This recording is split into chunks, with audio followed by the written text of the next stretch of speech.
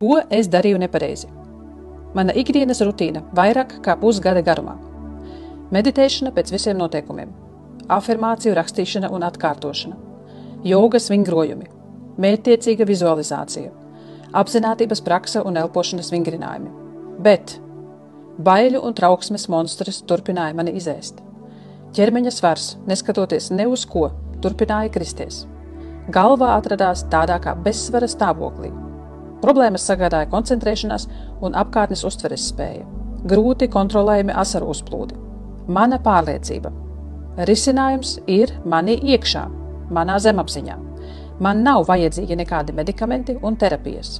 Es esmu spējīga palīdzēt sev pati. Man tikai jāatrod veids, kā es varu tikt cauri savam prāta mūrim un nokļūt savā zemapziņā. Meklējot atbildes interneta dzīlēs, izlasīju par Silent Subliminal iedarbību uz cilvēka zemapziņu.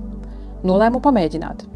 Atradu Silent Subliminal kanālu YouTube vācu valodā un sāku intensīvi klausīties. Lasi visu sīkāk par Silent Subliminal subliminal.lv mājaslapā.